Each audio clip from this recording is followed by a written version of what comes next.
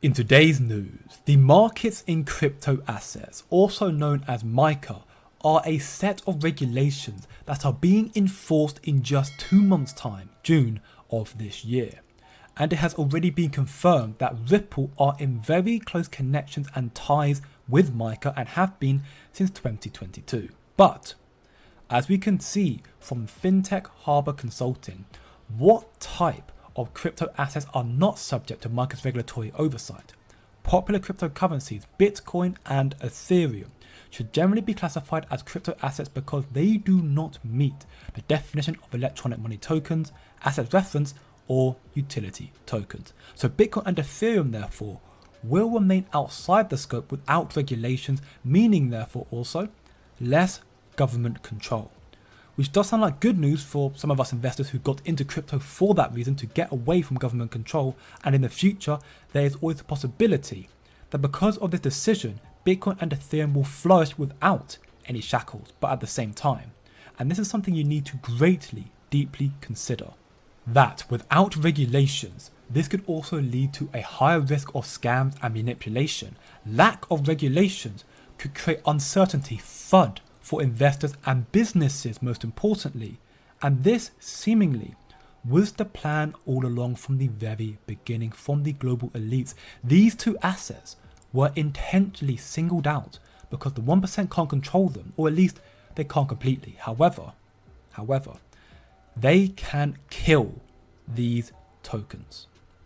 As we can see in this very, very big important post from the Black Swan Capitalist and Andy Sechtman, the leader of Mars Franklin, which is an industry leader in the precious metal industry, this is a massive Bitcoin alert that when the time comes, they will have a way to shut down Bitcoin, or at least get people out of it. Pay very close attention.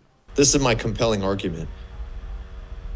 The goal is to have a central bank digital currency, more control for the banks and more power for them. So if Bitcoin still exists in the future, well, even right now, they are a direct threat to the current system. So I don't see it succeeding and flourishing way down the road in the future. Temporarily, maybe it would hit 100,000, probably a little higher. But long term, that's a direct threat to the system. See, that I agree, and that's what I was saying. They won't allow it. That's what I was saying about Christina Georgieva. You know, I don't think that she wants any competition with anything that they're doing. Competition, exactly. Right, that's right. I agree with you. So they're going to find a way, whether it's through a shutting down on and off ramps, through taxes, banning it, or even just a cyber attack that was orchestrated to hit the mining areas. I mean, it could be anything, but they will have a way to shut it down, or at least get people out of it when the time comes. Because like you said, it's a competitor and they won't tolerate it. That's not in their plan. It's not part of their agenda. Because the bottom line is, MiCA sets a precedent for other frameworks worldwide, and Bitcoin and Ethereum evidently are not a part of this plan. But you know who is? Ripple. And even more so now that Ripple have recently just announced the launching of a stablecoin on the XRP ledger that will be 100% backed by US dollar deposits, bonds and cash. And this is so very important because BlackRock, the largest financial asset manager in the world, and the banks as well, they want a stablecoin to happen in the United States. They want it so badly, and BlackRock never loses. Listen very closely to Paul Barron. This was an interesting tweet here from Ryan Adams over from Bankless. Stablecoins now will happen in the US because BlackRock and the banks want them to happen. And this could not be more obvious. The BUIDL fund on Ethereum is a high bandwidth pipeline between US Treasuries and USDC. There you go. Pipelines will bring trillions on chain. USDC issuer Circle likely will IPO. I agree with that. BlackRock has ownership in Circle. You start to see how it all plays together. The banks will backdoor themselves into stablecoin by acquiring, partnering, and controlling crypto native companies. That's going to be interesting to watch. There could be some setups here that are pushing companies into that, maybe even things on decentralized exchanges, all playing into this. It's actually really funny when you think about it, as You will hear in this video of Mike Novogratz and Scott Melker that the reason why Ripple is going to succeed, and unsurprisingly as well if I may add, was actually thanks to the ex-Ripple employee Robert Mitchnick. Because when he left Ripple and went to work for BlackRock as the head of digital assets, he actually orange-pilled Larry Fink and got him into the crypto asset space. He got him into believing in crypto. And the game's been started, to your point, by the biggest player that could possibly start the game. You know, you don't see BlackRock lose too much. No doubt. You know, I had my doubts actually initially that Larry Fink was legitimately orange-pilled. You know, I kind of assumed he was jumping on board. There was an opportunity to make a ton of money, and they had the opportunity to be early. And then I asked Scaramucci about it, and he said the same thing that you did. He said, listen, I talked to this guy in the lobby of a Four Seasons a few years ago. He asked me why I was into Bitcoin. It's a scam. It's a joke. Why would you even be mentioning that stuff? The reputational risk. And then he said Mitchnick came over and started working at BlackRock and really, truly, deeply orange-pilled him. And now you listen to Larry Fink talk about it, he gets it like you do.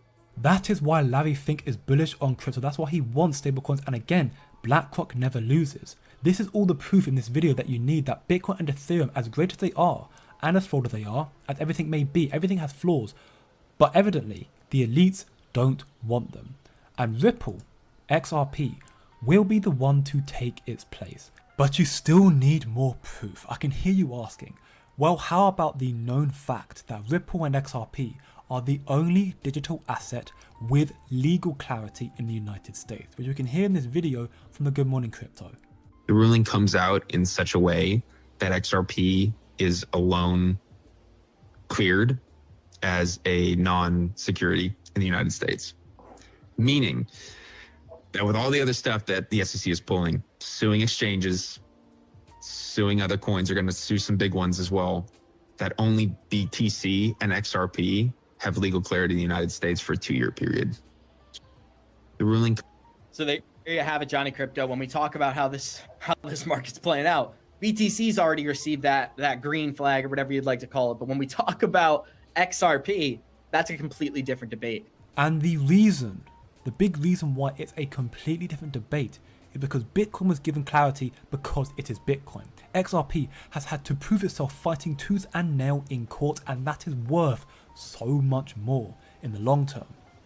Ripple CTO David Schwartz stated 7 years ago, back in 2017, that XRP can't remain dirt cheap. It simply cannot. And Brad Garlinghouse explains further as to why XRP can't remain dirt cheap as well in this interview. You combine this video, what you're about to hear, with what we've covered in this video, Mica and stablecoins, and that should be the evidence enough to you that XRP is destined to soar to the moon and make millionaires out of us all. I have no qualms saying definitively, if we continue to drive the success we're driving, we're going to drive a massive amount of demand for XRP because we're solving a multi-trillion-dollar problem. Thanks for watching, and I'll see you in the next one.